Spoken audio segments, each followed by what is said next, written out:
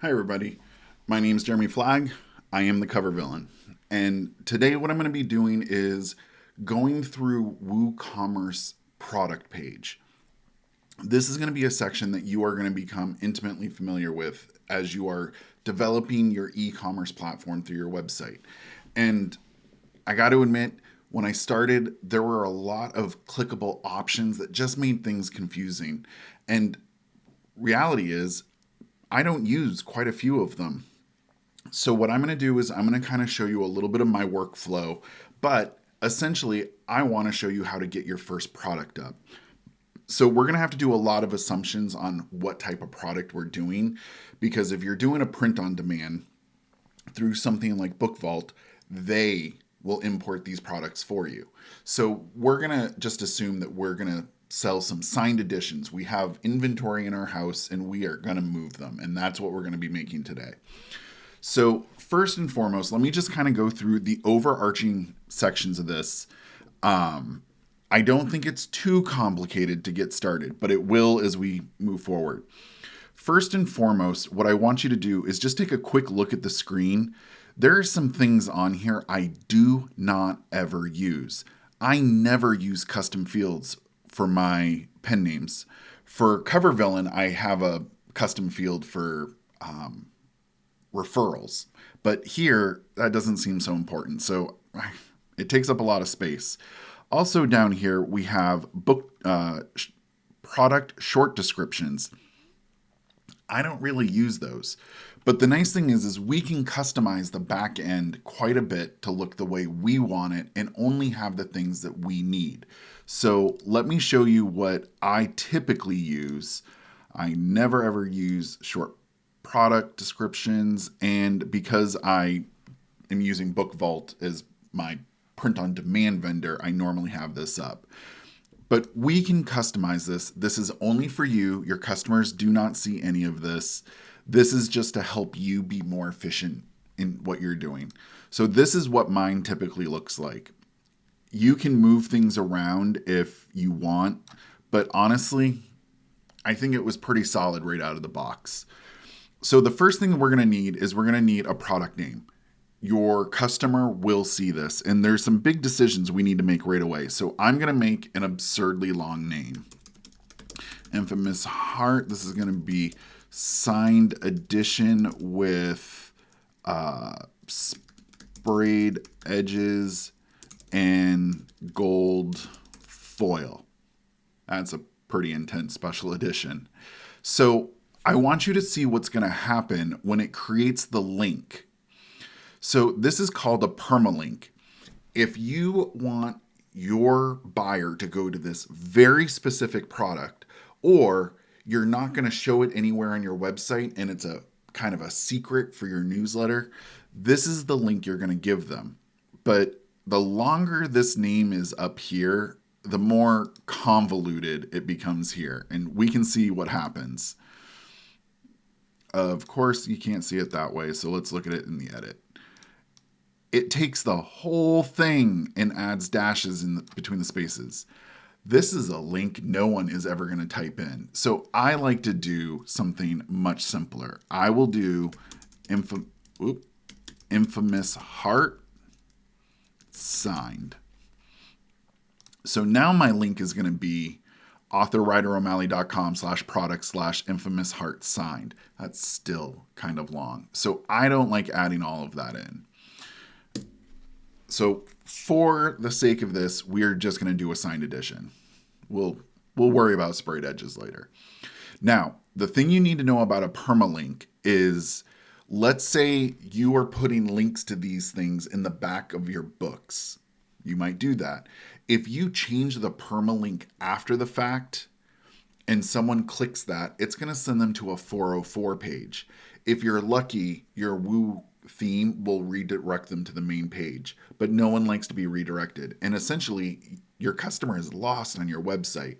So be very careful changing permalinks after the fact. I will typically never change a permalink. It's there for eternity. If I want to get a shorter, cleaner looking link, I'll go use something like Bitly or Shortly or a Google link or whatever universal link you'd like to use. But here, I never change it.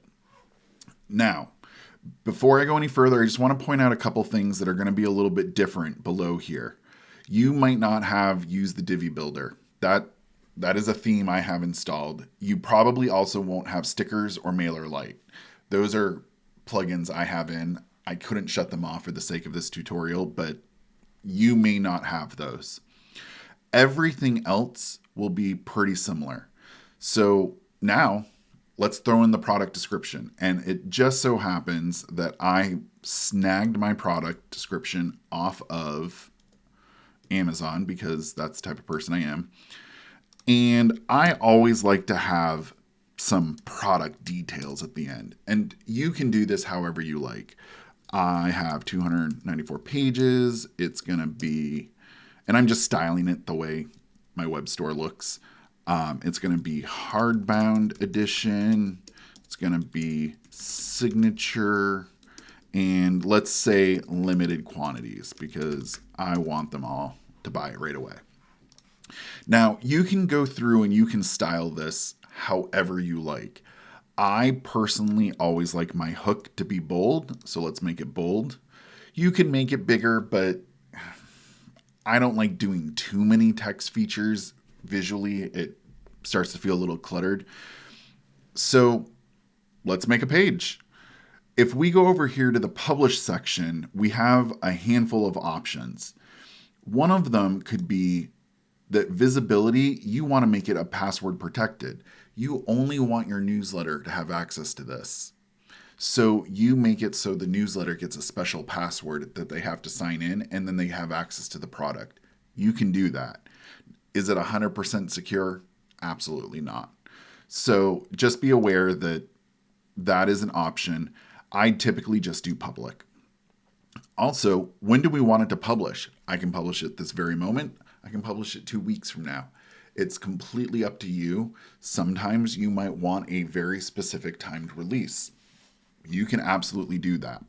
So I'm going to leave mine as immediately. I'm not going to worry about the rest of this stuff right now because those are plugin related things. And I'm just going to click publish. And we're just going to sit here and do a little dance as things happen.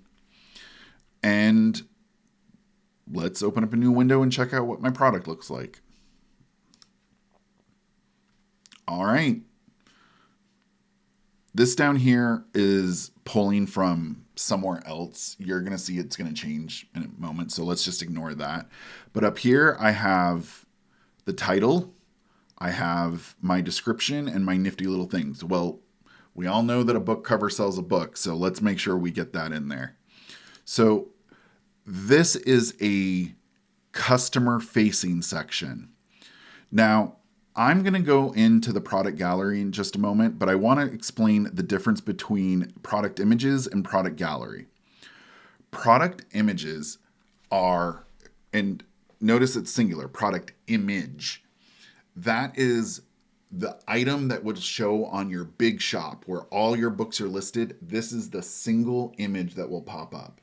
If you share this product on social media, this is the product that will show. So you get one for your upfront. For me, my products all look very similar in how I've styled them and laid them out. So I always like to use my hardbound book. I'm pushing hardbound way more than paperback here. So signed edition is probably going to be a hardback, but maybe I have a couple paperbacks too. So let's do, and I apologize, you're going to see the screen blur in just a moment.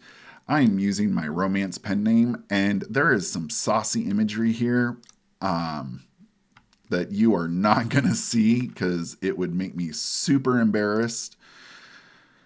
I am currently looking for the hardbound edition of this book, and I have found it. Here it is. I'm going to set the product image, and what do you know? Over here, I have a singular book. Let's update it. Let's see what it looks like. So we're going to update. You're going to notice that you update a lot as you tweak things and adjust. I would be shocked if I don't do it 20 times per product. All right. Now we're talking. We have this beautiful image. We have the description. We have some technical details. We still don't have any clickable buttons yet, but we'll get to that. But you know what? I want to be able to show this product from some different angles. And there's a hardbound edition, but also a paperback edition. So let me include those. But we're not going to include them on the product image. That's where the product gallery comes in. So I'm going to add multiple images. And your screen is about to blur because I can only turn so red while working. I am currently looking for my hardbacks and my paperbacks. So here are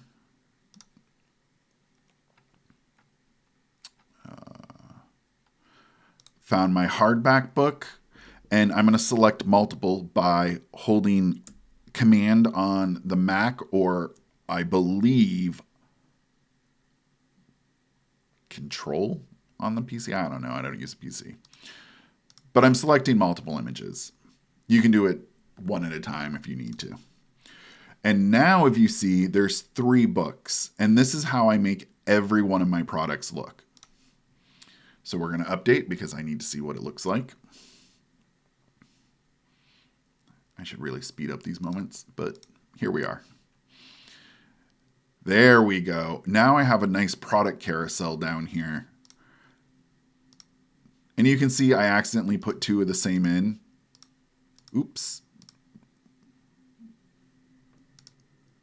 Nope, they're actually different. So, but I did put in the wrong one. So we're just going to assume that I put in the right one because I don't want to go back into the saucy image territory.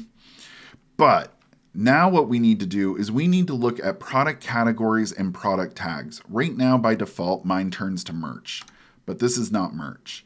This is a signed edition. Now, what are categories and tags? The easiest way to explain them are they are a way to group things. That's it. I don't honestly know why product categories have tick boxes and product tags have type in add things. I wish it didn't, but here we are. So I need a new category because I want to make an entire category just for signed editions. So let's make a new category for signed editions. So now I have a category of just signed. This is going to change over here because the way I've made it, this bottom section is going to vanish. But if I had maybe 3 or 4 different signed editions, they would show here because they're in the same group. Now, tagging, I like to do it by my book title.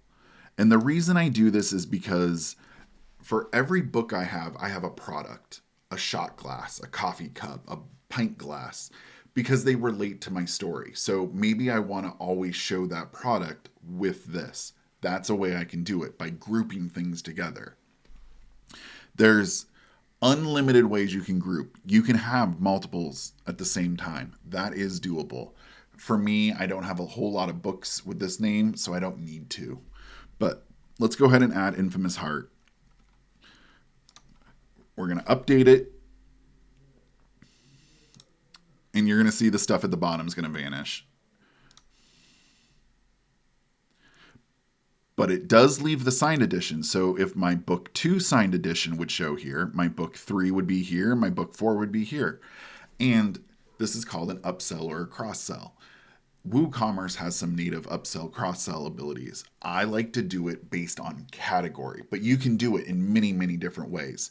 And Woo is very flexible about that. It's how you construct everything. Now, we are going to get down into the product data, and this is where things get a little bit confusing. For the sake of argument, we have a signed physical edition in a box in our house. We have a tangible good.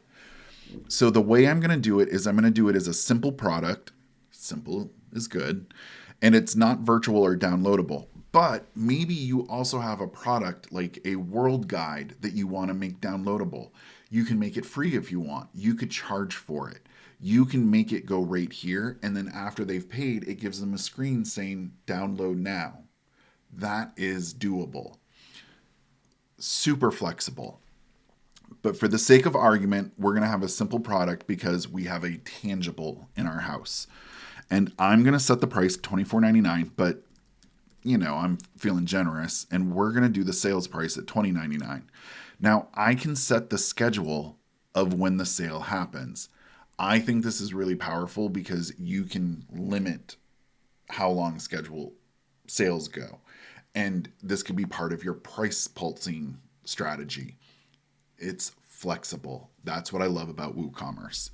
Now, for me, this is going to go in my taxable category, and the tax class is going to be standard. This is going to be a whole separate thing when we talk about WooCommerce settings, so I'm going to leave this as it is right now.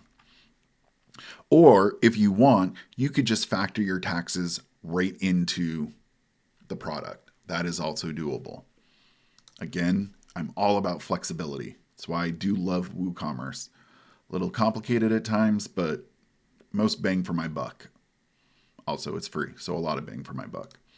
So I'm going to update, and things are going to change because now we have an add to cart button. We have a sale. We have the original price struck out with this.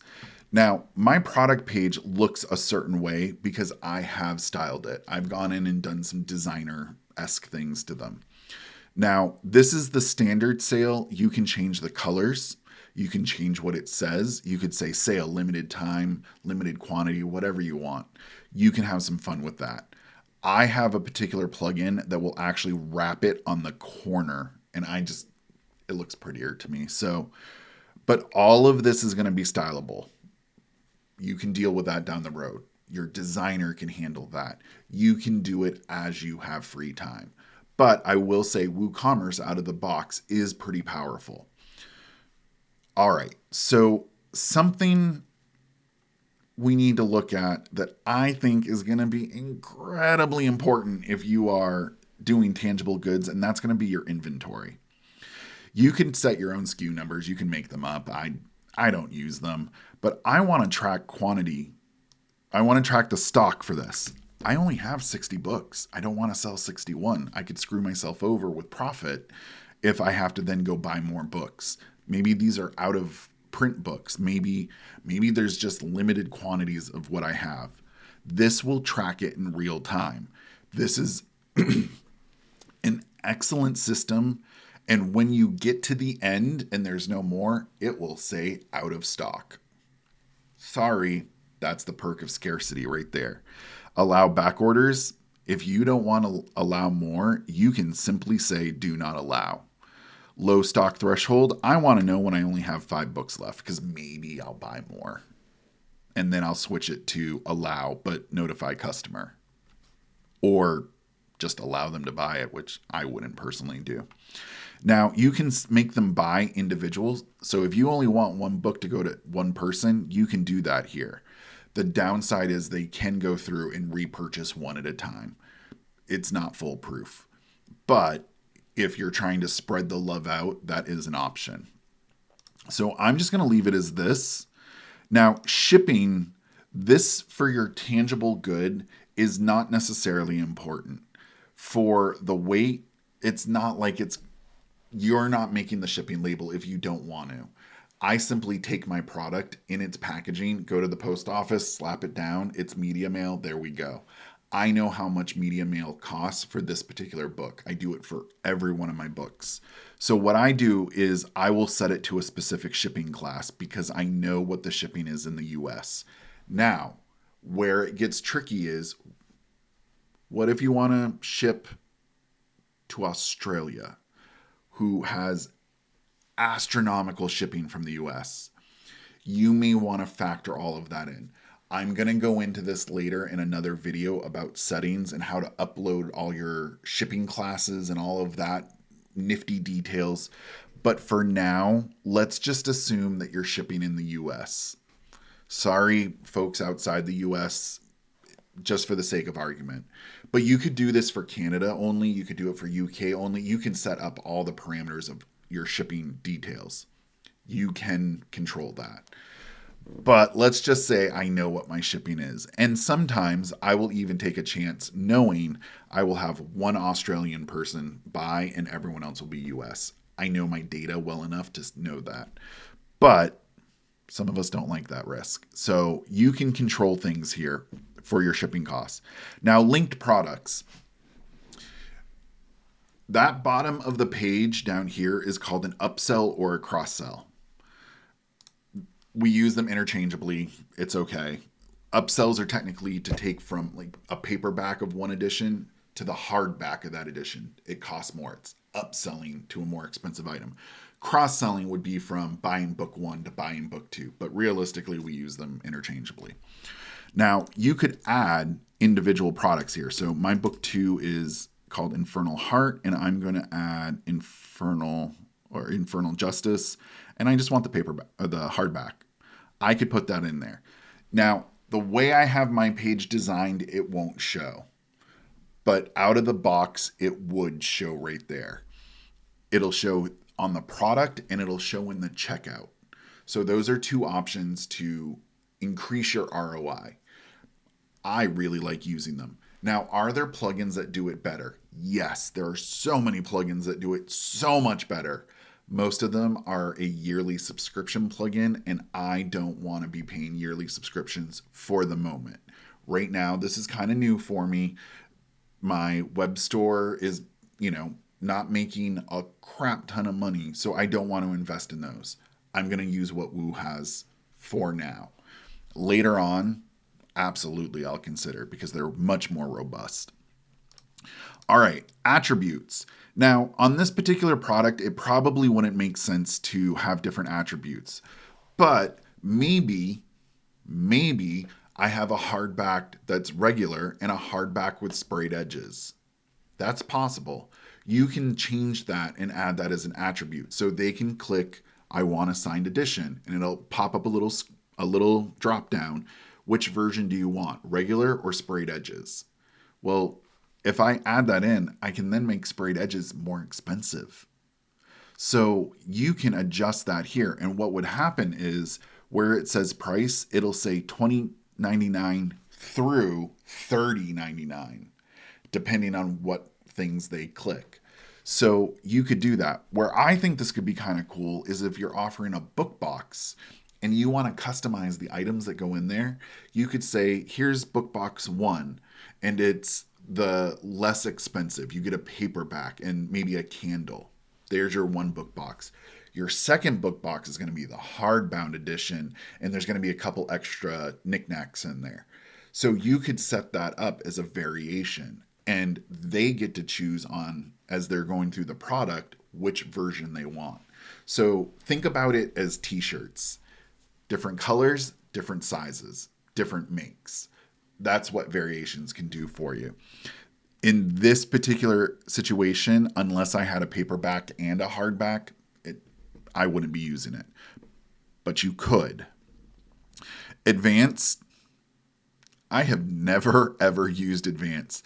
My invoices that go to my buyers are already nicely designed. I don't need to add a note. I mean, you could, but I don't. And then get more options. I have never actually done this. When I want to install a plugin, I'm generally hunting for a very specific item. So I go research in Google and then go grab the particular plugin. But WooCommerce will also suggest plugins here.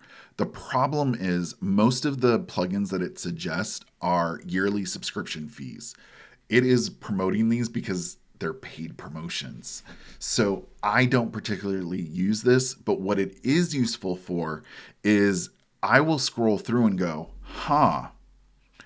this plugin will set the minimum and maximum quantities they can buy. Okay, so that's doable. Let me go find a free plugin that does it. Or name your price. Like, I don't think we're going to use that, but maybe you want bidding on an item. That one scarce edition, you want bids. You could have a name your price. I like knowing what I can do, but I don't typically get them from here because they cost so much money. All right, so our product is now good to go. This product can currently be purchased from my website. Now, I am going to show you some options that we didn't talk about, and I don't think you're going to use very heavily. So we did this using a simple product, but there are some other options here. You can create a grouped product, so multiple products are put together. That's doable. I don't use that for my books because Book Vault offers bundles. I like Book Vault's version better, so I don't use the WooCommerce equivalent. But you could do it manually. If you have inventory in your house of multiple editions, you can group them together. You can also have external and affiliate product. I would never use this because what it would be the equivalent of is if you go to add to cart and click the button, it's going to take you to some affiliate page. That for me is eroding reader trust. You're in my ecosystem. I don't want you going elsewhere. So for me, I find it hard to see how that would work into my system. And then variable product. Just like we had variations, variables can be higher order. So you can have a paperback and a hardbound, and those are two variables. We could also do that for variations. But if you have it as a variable, then you can have a variation of each of them. So it just gives you a way to make things more customizable if you want to. You don't need to do that. You could have your store be all hardbacks, all paperbacks, all box sets. Or you could have a variable product where you go to one book and it has the hardback and the paperback edition. There are numerous ways of doing it. And that's why I think WooCommerce is powerful, and at the same time, it is very confusing. It's analysis paralysis. But for the sake of argument, what I'm going to suggest doing just to get comfortable, get a product up there, get some images in there, and then go look at what it looks like on your page. You can adjust afterwards. Now, before I go, I want to give you a couple warnings. My biggest warning is what goes into the product description. This is coming from a designer, so just bear with me on that. I'm going to just include a random image right here. So, sorry for saucy content that no one is going to see. I'm just going to put in a random image.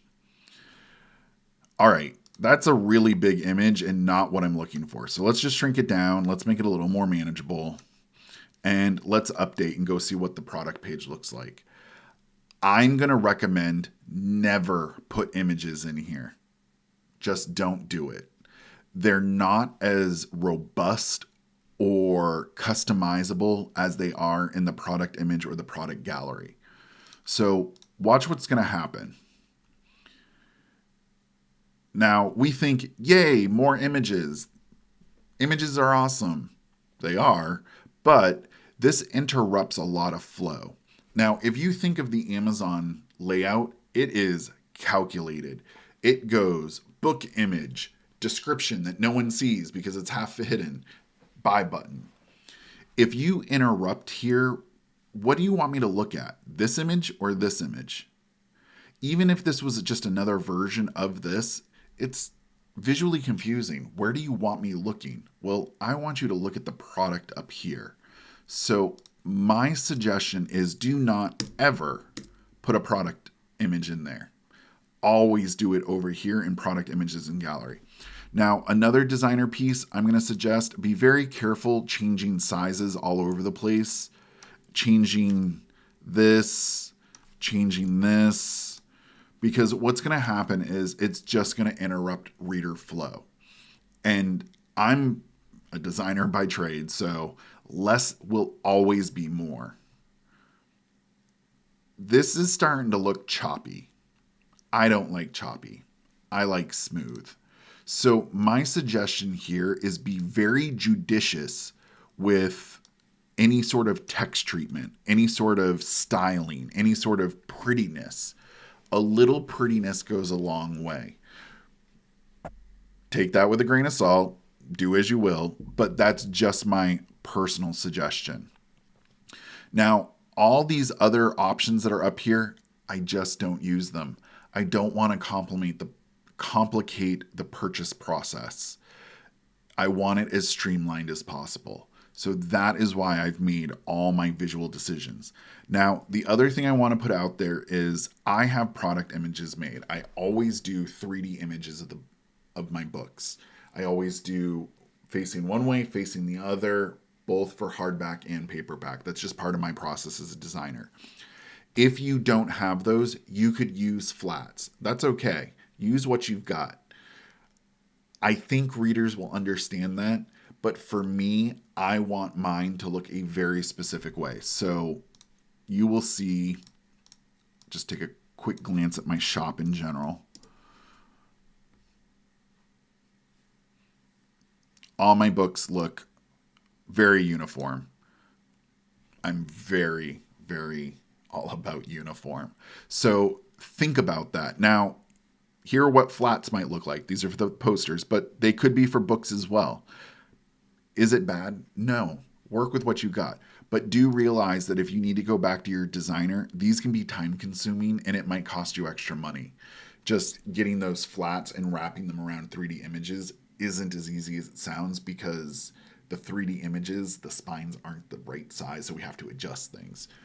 I just did about 10 books. It took me 2 hours. So those are billable hours. So I just want to make sure that you're aware of the things that you can add on and make look prettier, but it might be more costly. So work with what works for you. All right.